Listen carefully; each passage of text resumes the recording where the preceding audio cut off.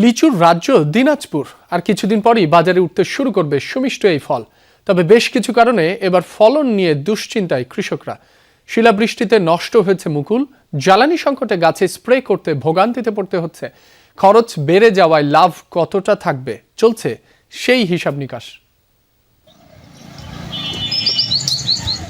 বাগান ছেয়ে গেছে লিচুর মুকুলে। মাসখানেকের মধ্যেই পরিপক্ক লিচু বাজারে উঠবে বলে আশা দিনাজপুরের চাষিদের। তবে অনেক গাছে মুকুল না আসায় এবার ফলন নিয়ে দুশ্চিন্তায় বাগানীরা। শিলাবৃষ্টিতে ক্ষতিগ্রস্ত হয়েছে অনেক গাছ। এর মধ্যে বিপদ বাড়িয়েছে জ্বালানি সংকট। স্প্রে মেশিন চালাতে পর্যাপ্ত জ্বালানি পাচ্ছে না কৃষক। ৪-৫ ঘন্টা লাইনে দাঁড়িয়ে তেল নিতে নাস্তানাবুদ অবস্থা। তার উপর বেশি দামে জ্বালানি কেনায় বাড়ছে উৎপাদন খরচ। তবুও চেষ্টা চলছে ফলন বাঁচাতে। কিছু অনেক কম, তারপরে এখন প্রাকৃতিক আবহাওয়া, খরা, কয়েকদিন আগে শিলাবৃষ্টি হলো, গাছে লিচু কম দেখা দিচ্ছে, প্লাস নিচে পানির কারণে ফলন তো খুব কমে যাচ্ছে। কারেন্ট থাকতেছে না, পানি দিতে পারতেছি না।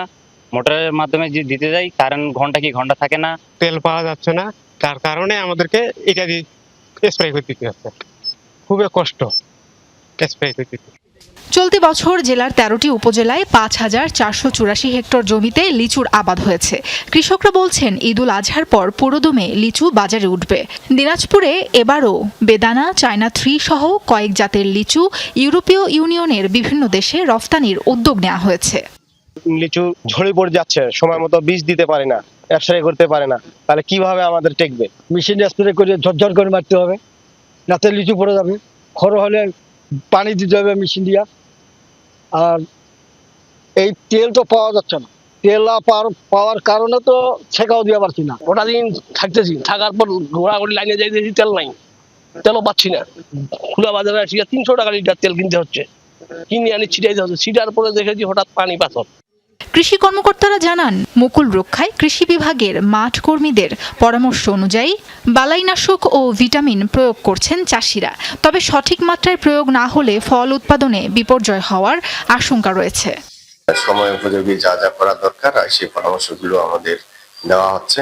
তো আশা করছি দিনাজপুরের লিচুর একটি সুনাম রয়েছে। আমরা প্রতি বছরই দিনাজপুরের লিচু দেশের বিভিন্ন জায়গা সহ বিদেশেও আমরা রপ্তানি করে থাকি। আশা করছি এবারেও আমরা কাঙ্ক্ষিত ফলন পাবো। কৃষকরা বলছেন, ফলন ব্যাপক হলেও বিশেষায়িত হিমাগার না থাকায় সংরক্ষণের অভাবে হাজার হাজার টন আম ও লিচু নষ্ট হয়ে যায়। সাবরিন আলিজা, যমুনা নিউজ।